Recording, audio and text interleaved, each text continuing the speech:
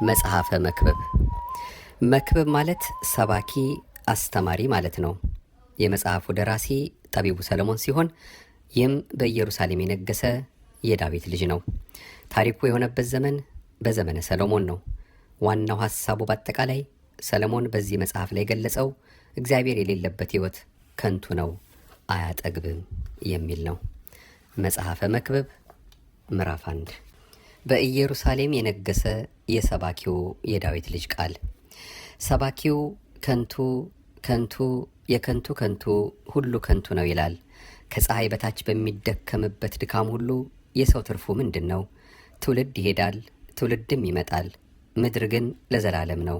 ፀሐይ ትወጣለች፣ ፀሐይም ትገባለች፣ ወይም ትወጣበትም ስፍራ ትቸኩላለች። ነፋስ ወደ ደቡብ ይሄዳል፣ ወደ ሰሜንም ይዞራል፣ ዘወትር በዙረቱ ይዞራል፣ ነፋስም በዙረቱ ደግሞ ይመለሳል። ፈሳሾች ሁሉ ወደ ባህር ይሄዳሉ፣ ባህሩ ግን አይሞላም። ፈሳሾች ወደሚሄዱበት ስፍራ እንደገና ወደዚያ ይመለሳሉ፣ ነገር ግን ያደክማል። ሰው ይናገረው ዘንድ አይችልም። ዓይን ከማየት አይጠግብም፣ ጆሮም ከመስማት አይሞላም።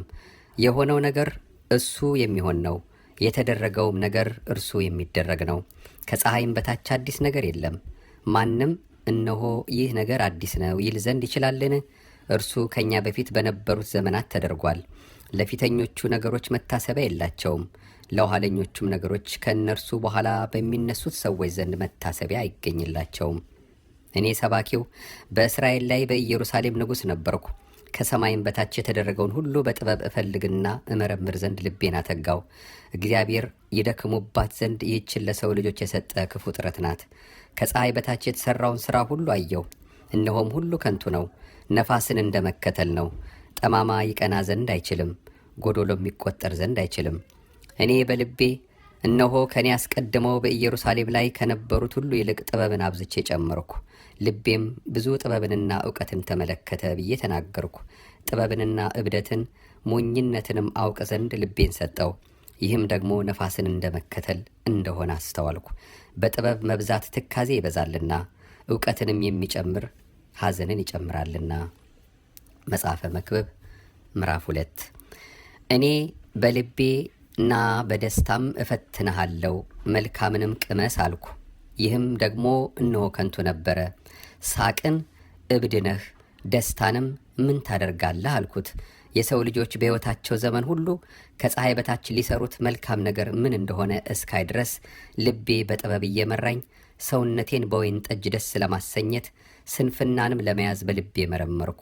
ትልቅ ሥራን ሠራው፣ ቤቶችንም አደረግኩ፣ ወይንም ተከልኩ፣ አትክልትንና ገነትን አደረግኩ። ልዩ ልዩ ፍሬ ያለባቸውን ዛፎች ተከልኩባቸው።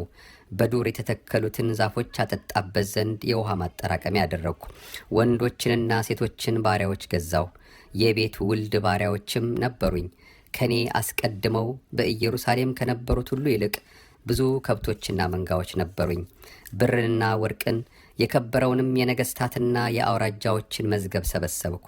አዝማሪዎችንና አሮሆችን የሰዎች ልጆችንም ተድላ እጅግ የበዙ ሴቶችንም አከማቸው። ታላቅም ሆንኩ። ከኔም አስቀድመው በኢየሩሳሌም ከነበሩት ሁሉ ይልቅ ከበርኩ። ደግሞም ጥበቤ ከኔ ጋር ጸንታ ቀረች። ዓይኖቼንም ከፈለጉት ሁሉ አልከለከልኳቸውም። ልቤም በድካሜ ሁሉ ደስ ይለው ነበርና ልቤን ከደስታ ሁሉ አላራኩትም። ከድካሜም ሁሉ ይህ ዕድል ፈንታ የሆነ እጄ የሠራቻትን ሥራዬን ሁሉ የደከምኩበትንም ድካሜን ሁሉ ተመለከትኩ። እነሆ ሁሉ ከንቱ ነፋስንም እንደ መከተል ነበረ፣ ከፀሐይ በታችም ትርፍ አልነበረም። እኔም ጥበብን እብደትንና ስንፍናን አይ ዘንድ ተመለከትኩ። በፊት ከተደረገው በቀር ከንጉሥ በኋላ የሚመጣው ሰው ምን ያደርጋል? እኔም ብርሃን ከጨለማ እንደሚበልጥ እንዲሁ ጥበብ ከስንፍና እንዲበልጥ አየሁ። የጠቢብ ዓይኖች በራሱ ላይ ናቸው፣ ሰነፍ ግን በጨለማ ይሄዳል። ደግሞ ለሁለቱ መጨረሻቸው አንድ እንደሆነ አስተዋልኩ። እኔም በልቤ ለሰነፍ የሚደርሰው ለእኔም ይደርሳል፣ ለምን እጅግ ጠቢብ ሆንኩ አልኩ። የዚያን ጊዜም በልቤ ይህ ደግሞ ከንቱ ነው አልኩ። በሚመጣው ዘመን ነገር ሁሉ የተረሳ ይሆናልና ለዘላለም የሚሆን የጠቢብና የሰነፍ መታሰቢያ አይገኝም። አየ ጉድ! ጠቢብ ከሰነፍ ጋር እንዴት ይሞታል? ከፀሐይም በታች የተሠራው ሥራ ሁሉ ከብዶብኛልና ሕይወትን ጠላው። ሁሉም ከንቱ ነፋስንም እንደ መከተል ነው። ከኔ በኋላ ለሚመጣው ሰው እተወዋለሁና ከፀሐይ በታች የደከምኩበትን ሁሉ ጠላሁት። ጠቢብ ወይም ሰነፍ እንዲሆን የሚያውቅ ሰው ማን ነው? ከፀሐይ በታች በደከምኩበትና ጠቢብ በሆንኩበት በድካሜ ሁሉ ላይ ጌታ ይሆንበታል። ይህም ደግሞ ከንቱ ነው። እኔም ተመልሼ ልቤን ከፀሐይ በታች በደከምኩበት ድካም ሁሉ ተስፋ አስቆረጥኩት።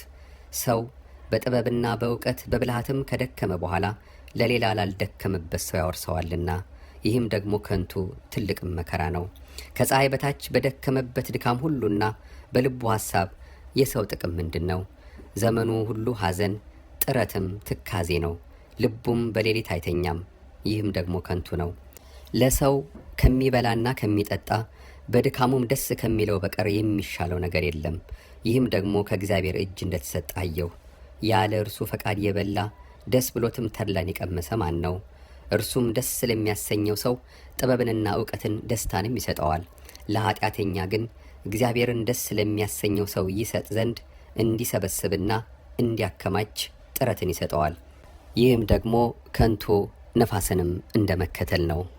መጽሐፈ መክብብ ምዕራፍ 3 ለሁሉ ዘመን አለው፣ ከሰማይ በታችም ለሆነ ነገር ሁሉ ጊዜ አለው። ለመወለድ ጊዜ አለው፣ ለመሞትም ጊዜ አለው። ለመትከል ጊዜ አለው፣ የተተከለውንም ለመንቀል ጊዜ አለው። ለመግደል ጊዜ አለው፣ ለመፈወስም ጊዜ አለው። ለማፍረስ ጊዜ አለው፣ ለመስራትም ጊዜ አለው። ለማልቀስ ጊዜ አለው፣ ለመሳቅም ጊዜ አለው። ዋይ ለማለት ጊዜ አለው፣ ለመዝፈንም ጊዜ አለው። ድንጋይንም ለመጣል ጊዜ አለው፣ ድንጋይንም ለመሰብሰብ ጊዜ አለው። ለመተቃቀፍ ጊዜ አለው፣ ከመተቃቀፍም ለመራቅ ጊዜ አለው። ለመፈለግ ጊዜ አለው፣ ለማጥፋትም ጊዜ አለው። ለመጠበቅ ጊዜ አለው፣ ለመጣልም ጊዜ አለው። ለመቅደድ ጊዜ አለው፣ ለመስፋትም ጊዜ አለው። ዝም ለማለት ጊዜ አለው፣ ለመናገርም ጊዜ አለው። ለመውደድ ጊዜ አለው፣ ለመጥላትም ጊዜ አለው። ለጦርነት ጊዜ አለው፣ ለሰላምም ጊዜ አለው። ለሰራተኛ የድካሙ ትርፍ ምንድን ነው? እግዚአብሔር ለሰው ልጆች ይደክሙበት ዘንድ የሰጣቸውን ጥረት አይቻለሁ። ነገርን ሁሉ በጊዜው ውብ አድርጎ ሰራው። እግዚአብሔርም ከጥንት ጀምሮ እስከ ፍጻሜ ድረስ የሰራውን ሥራ ሰው መርምሮ እንዳያገኝ ዘላለምነትን በልቡ ሰጠው። ሰው ደስ ከሚለውና በሕይወቱ ሳለ መልካምን ነገር ከሚያደርግ በቀር መልካም ነገር እንደሌለ አወቅኩ። ደግሞም ሰው ሁሉ ይበላና ይጠጣ ዘንድ በድካሙም ሁሉ ደስ ይለው ዘንድ የእግዚአብሔር ስጦታ ነው። እግዚአብሔር ያደረገው ሁሉ ለዘላለም እንዲኖር አወቅኩ። ሊጨመርበት ወይም ከእርሱ ሊጎል አይቻልም። እግዚአብሔርም በፊቱ ይፈሩ ዘንድ አደረገ። አሁን ያለው በፊት ነበረ፣ የሚሆነውም በፊት ሆኖ ነበረ። እግዚአብሔርም ያለፈውን መልሶ ይሻዋል። ደግሞም ከፀሐይ በታች በፍርድ ስፍራ ኃጢአት፣ በጽድቅም ስፍራ ኃጢአት እንዳላየው እኔም በልቤ በዚያ ለነገር ሁሉ ለሥራ ሁሉ ጊዜ ያለውና በጻድቅና በኃጢአተኛ ላይ እግዚአብሔር ይፈርዳል አልኩ። እኔ በልቤ ስለ ሰው ልጆች እንደ እንስሳ መሆናቸውን እንዲያዩ እግዚአብሔር ይፈትናቸዋል አልኩ። የሰው ልጆችና የእንስሳ ዕድል ፈንታ አንድ ነው፣ ድርሻቸውም ትክክል ነው። አንዱ እንደሚሞት ሌላውም እንዲህ ይሞታል፣ የሁሉም እንዲሁ ይሞታል። የሁሉም እስትንፋስ አንድ ነው፣ ሁሉም ከንቱ ነውና። ሰው ከእንስሳ ብልጫ የለውም። ሁሉ ወደ አንድ ቦታ ይሄዳል፣ ሁሉ ካፈር ነው፣ ሁሉም ወደ አፈር ይመለሳል። የሰው ልጆች ነፍስ ወደ ላይ እንደምትወጣ የእንስሳም ነፍስ ወደ ታች ወደ ምድር እንደምትወርድ የሚያውቅ ማን ነው? ያም ዕድል ፈንታው ነውና።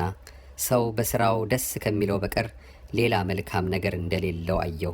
ከእርሱ በኋላስ የሚሆነውን ያይ ዘንድ የሚያመጣው ማን ነው?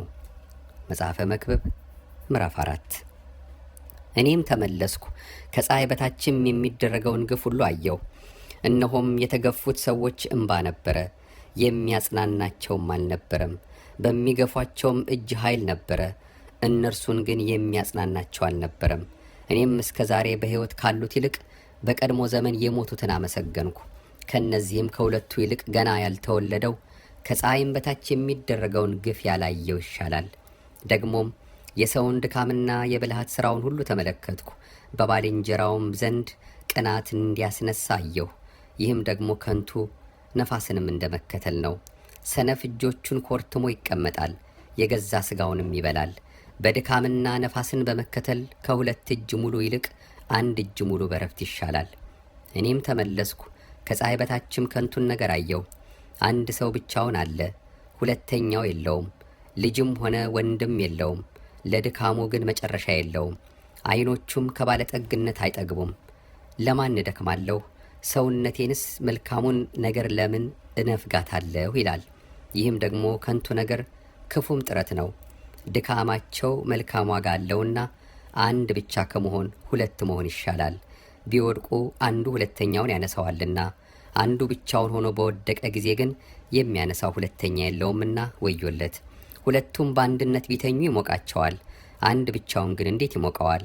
አንዱም አንዱን ቢያሸንፍ ሁለቱ በፊቱ ይቆማሉ። በሦስትም የተገመደ ገመድ ፈጥኖ አይበጠስም። ድሃና ጠቢብ ብላቴና ተግሳጽን መቀበል ከእንግዲህ ወዲህ ከማያውቅ ከሰነፍ ሽማግሌ ንጉሥ ይሻላል። ምንም በመንግሥቱ አገር ደግሞ ችግረኛ ሆኖ ቢወለድ ከግዞቱ ቤት ወደ መንግሥት ወጥቷልና፣ ከፀሐይ በታች የሚሄዱትን ሕያዋን ሁሉ በእርሱ ፈንታ ከሚነሳው ከሌላው ጎበዝ ጋር ሆነው አየሁ። ከእርሱ በፊት የተገዙለት ሕዝብ ሁሉ አይቆጠሩም፣ በኋላ የሚመጡት ግን በእርሱ ደስ አይላቸውም። ይህም ደግሞ ከንቱ ነፋስንም እንደ መከተል ነው። መጽሐፈ መክብብ ምዕራፍ 5 ወደ እግዚአብሔር ቤት በገባህ ጊዜ እግርህን ጠብቅ። ለመስማት መቅረብ ከሰነፎች መሥዋዕት ይበልጣልና፣ እነርሱም ክፉ እንዲያደርጉ አያውቁምና። እግዚአብሔር በሰማይ አንተም በምድር ነህና በአፍህ አትፍጠን። በእግዚአብሔርም ፊት ቃልን ይናገር ዘንድ ልብህ አይቸኩል። ስለዚህም ቃልህ ጥቂት ይሁን። ሕልም በሥራ ብዛት ይታያል፣ እንዲሁም የሰነፍ ድምፅ በቃሉ ብዛት ይሰማል። ሰነፎች ደስ አያሰኙትምና ለእግዚአብሔር ስዕለት በተሳልክ ጊዜ ትፈጽመው ዘንድ አትዘጊ። የተሳልከውን ፈጽመው። ተስለህ የማትፈጽም ብትሆን ባትሳል ይሻላል። ሥጋህን በኀጢአት እንዳያስተው ለአፍህ አርነት አትስጥ። በመላእክም ፊት ስተት ነበረ አትበል። እግዚአብሔር በቃልህ ይቈጣ ዘንድ የእጅህንም ሥራ ያጠፋ ዘንድ ስለምን ትሻለህ? ብዙ ሕልም ባለበት ዘንድ እንዲሁም ደግሞ ብዙ ቃል ባለበት ስፍራ በዚያ ብዙ ከንቱ ነገር አለ። አንተ ግን እግዚአብሔርን ፍራ። ከፍ ካለው በላይ ከፍ ያለ ይመለከታልና፣ ከእነርሱም በላይ ደግሞ ሌሎች ከፍ ይላሉና።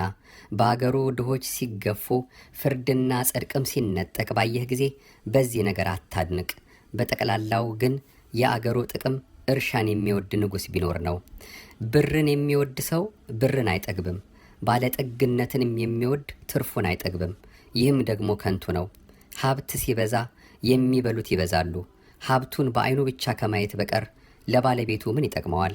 እጅግ ወይም ጥቂት ቢበላ የሠራተኛ እንቅልፍ ጣፋጭ ነው፣ የባለጠጋ ጥጋብ ግን እንቅልፍን ይከለክለዋል። ከፀሐይ በታች የሚያሳዝን ክፉ ነገር አየሁ። ለመከራው በባለቤቱ ዘንድ የተቆጠበች ባለጠግነት ናት።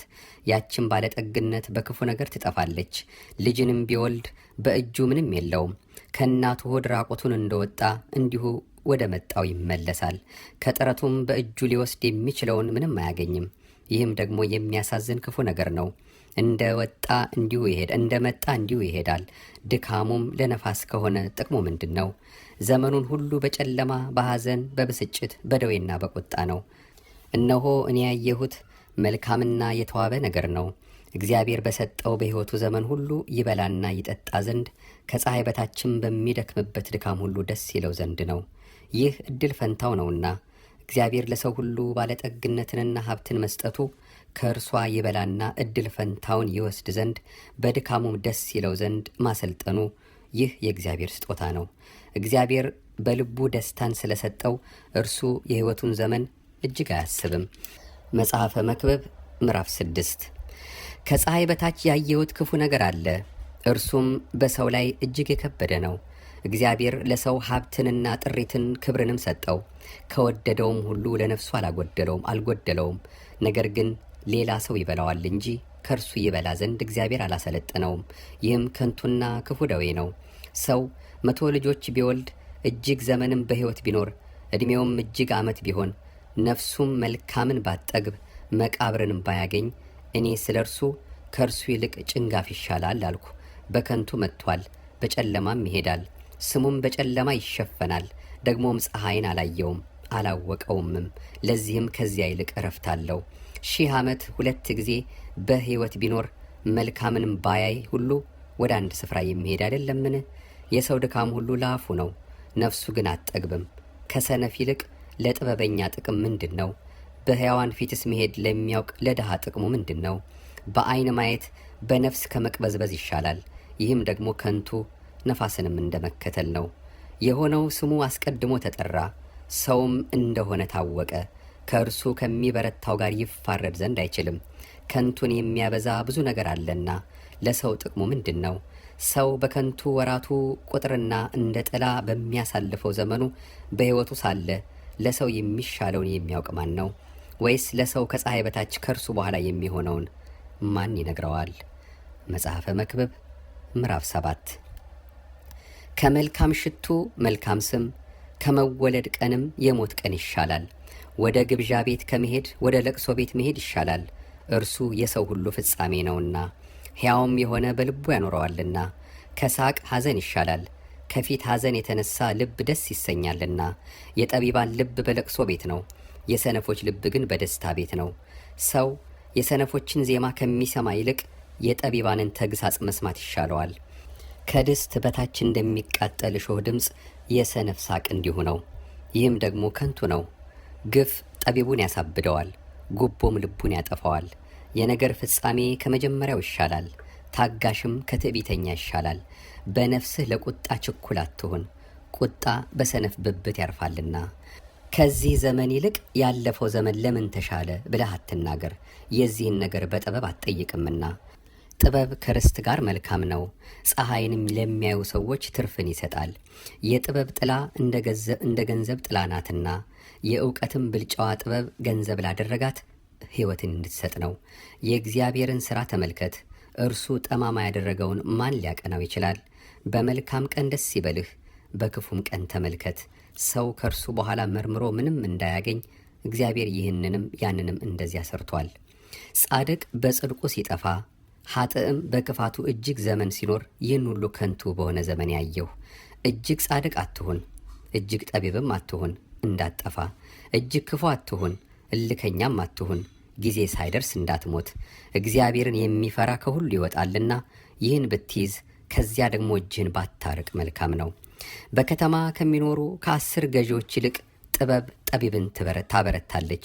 በምድር ላይ መልካምን የሚሠራ ኃጢአትንም የማያደርግ ጻድቅ አይገኝምና። ባሪያህ ሲረግምህ እንዳትሰማ በሚጫወቱበት ቃል ሁሉ ልብህን አትጣል። አንተ ደግሞ ሌሎችን እንደረገምክ ልብህ ያውቃልና። ይህን ሁሉ በጥበብ ፈተንኩ፣ ጠቢብ እሆናለሁ አልኩ፣ እርሷ ግን ከኔ ራቀች። የሆነው ራቀ እጅግም ጠለቀ፣ መርምሮ የሚያገኘውስ ማን ነው? አውቅና እመረምር ዘንድ ጥበብንና የነገሩን ሁሉ መደምደሚያ እፈልግ ዘንድ ኃጢአትም ስንፍና ስንፍናም እብደት እንደሆነች አውቅ ዘንድ እኔ በልቤ ዞርኩ። እኔም ከሞት ይልቅ የመረረ ነገር መርምሬ ያገኘው። እርሷም ልቧ ወጥመድና መርበብ የሆነ እጆቿም እግር ብረት የሆኑ ሴት ናት። በእግዚአብሔር ፊት መልካም የሆነ ከእርሷ ያመልጣል፣ ኃጢአተኛ ግን ይጠመድባታል። አንዱን በአንዱ ላይ ጨምሬ ወደ ነገሩ ሁሉ መደምደሚያ እደርስ ዘንድ እነሆ ይህን ነገር አገኘሁ ይላል ሰባኪው። ነፍሴ እስከ ዛሬ ድረስ ትሻታለች፣ ነገር ግን አላገኘሁም። ከ1000 ወንዶች አንድ አገኘሁ፣ ከእነዚያ ሁሉ መካከል ግን አንዲት ሴት አላገኘሁም። እግዚአብሔር ሰዎችን ቅኖች አድርጎ እንደሰራቸው እነሆ ይህን ብቻ አገኘሁ። እነርሱ ግን ብዙ ብልሃትን ፈለጉ። መጽሐፈ መክብብ ምዕራፍ 8 እንደ ጠቢብ የሆነ ሰው ማን ነው? ነገርንስ መተርጎም የሚያውቅ ማን ነው? የሰው ጥበብ ፊቱን ታበራለች፣ የፊቱንም ድፍረት ትለውጣለች። እኔ በእግዚአብሔር መሐላ ምክንያት የንጉሥን ትእዛዝ ጠብቅ እልሃለሁ። የወደደውን ሁሉ ያደርጋልና ከፊቱ ትወገድ ዘንድ አትቸኩል፣ ክፉንም በማድረግ አትጽና። የንጉሥ ቃል ኃይለኛ ነውና ይህንስ ለምን ታደርጋለህ ማን ይለዋል? ትእዛዝን የሚጠብቅ ክፉን ነገር አያውቅም፣ የጠቢብም ልብ ጊዜንና ፍርድን ያውቃል። የሰው መከራ በእርሱ ላይ እጅግ ስለሆነ ለነገር ሁሉ ጊዜና ፍርድ አለውና የሚሆነውንም አያውቅም። እንዴትስ እንደሚሆን የሚነግረው ማን ነው? መንፈስን ለማስቀረት በመንፈስ ላይ ስልጣን ያለው ሰው የለም፣ በሞቱም ቀን ስልጣን የለውም።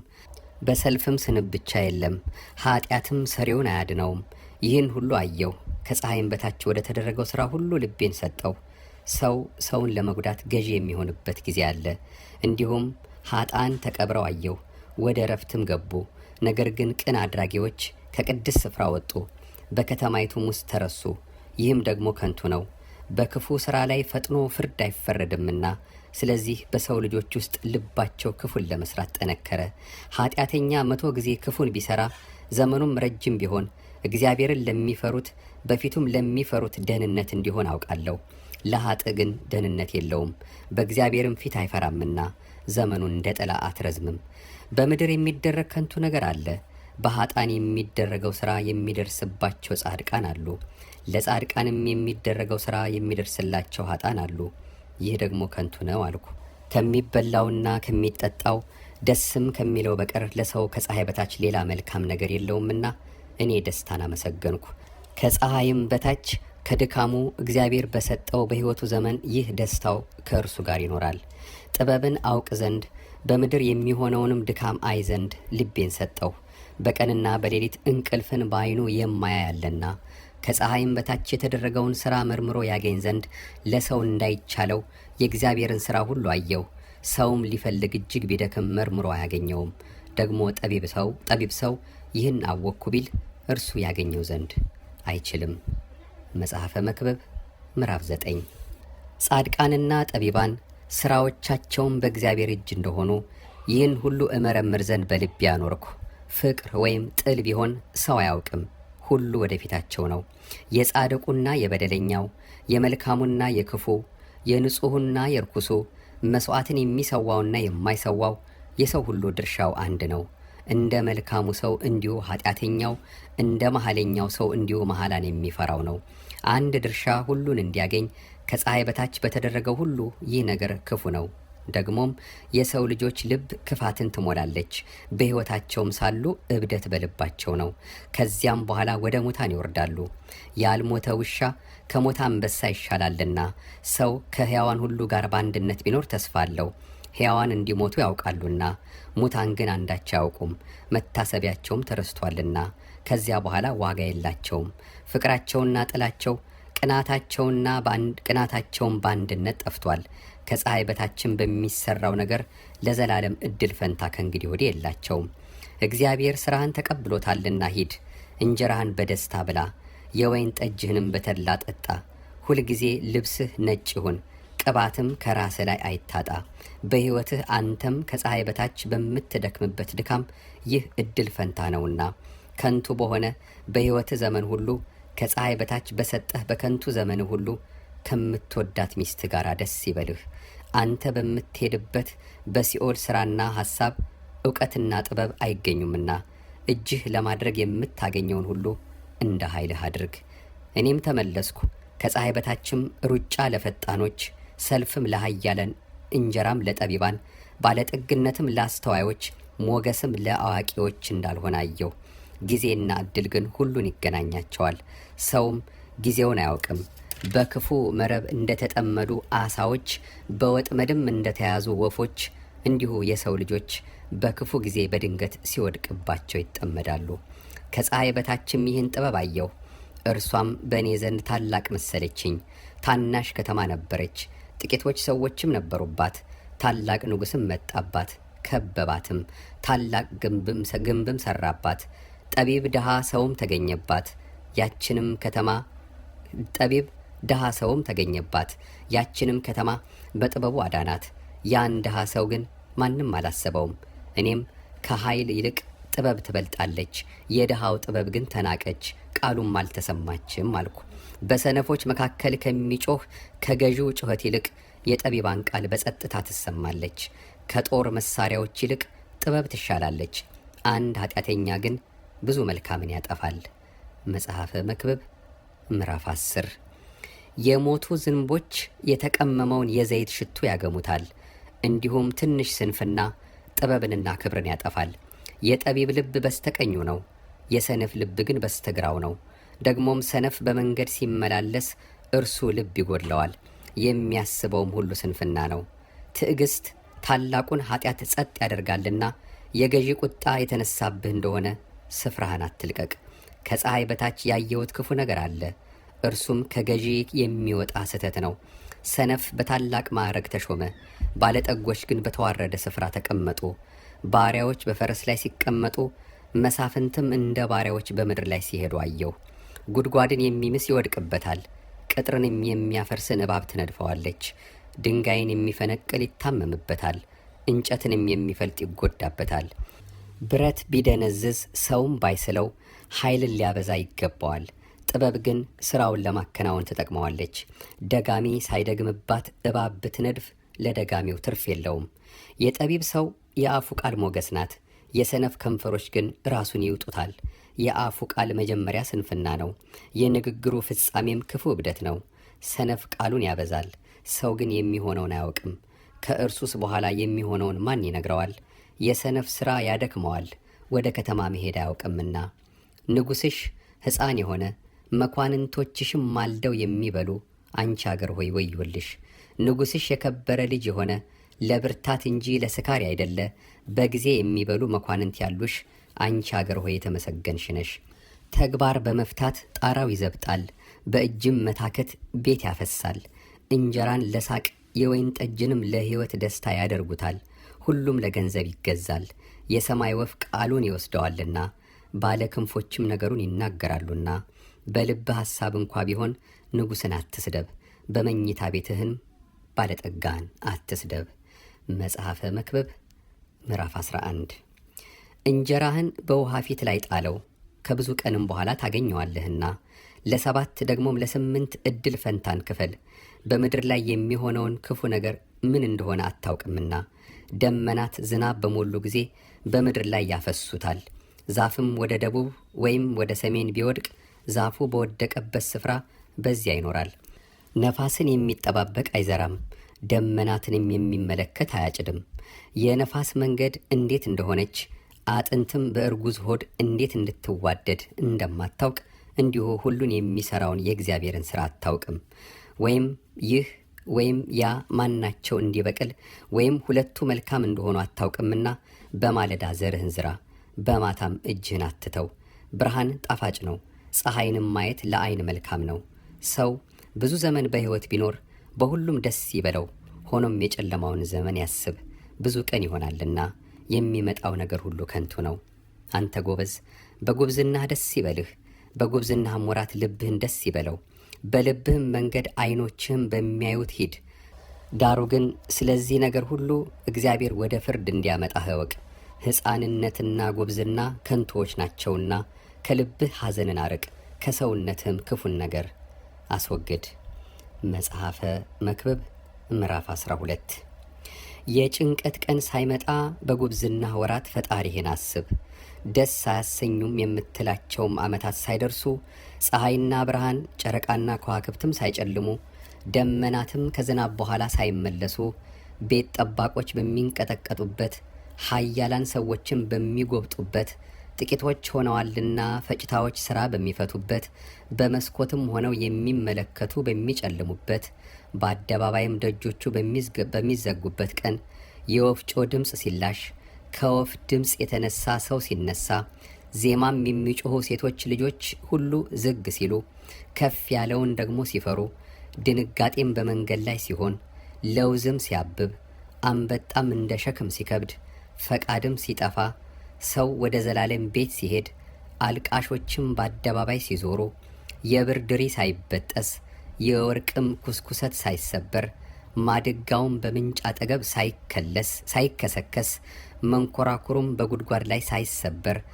አፈርም ወደ ነበረበት ምድር ሳይመለስ ነፍስም ወደ ሰጠው ወደ እግዚአብሔር ሳይመለስ ፈጣሪህን አስብ። ሰባኪው ከንቱ ከንቱ ሁሉ ከንቱ ነው ይላል። ሰባኪውም ጠቢብ ስለሆነ ለሕዝቡ ዕውቀትን አስተማረ። እርሱም ብዙ ምሳሌዎችን መረመረና ፈላለገ አስማማም። ሰባኪው ያማረውን በቅንም የተጻፈውን እውነተኛውን ቃል መርምሮ ለማግኘት ፈለገ። የጠቢባን ቃል እንደ በሬ ሞጊያ ነው፣ የተሰበሰቡትም ከአንድ እረኛ የተሰጡት ቃላት እንደ ተቸነከሩ ችንካሮች ናቸው። ከዚህም ሁሉ በላይ ልጄ ሆይ ተግሳጽን ስማ። ብዙ መጻሕፍትን ማድረግ ፍጻሜ የለውም፣ እጅግም ምርምር ሰውነትን ያደክማል። የነገሩን ሁሉ ፍጻሜ እንስማ፣ ይህ የሰው ሁለንተናው ነውና። እግዚአብሔርን ፍራ፣ ትእዛዙንም ጠብቅ። እግዚአብሔር ሥራን ሁሉ የተሰወረውንም ነገር ሁሉ መልካምም ቢሆን ክፉም ቢሆን ወደ ፍርድ ያመጣዋልና።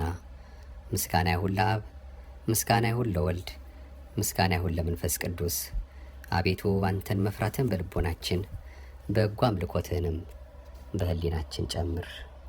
ይቆየን።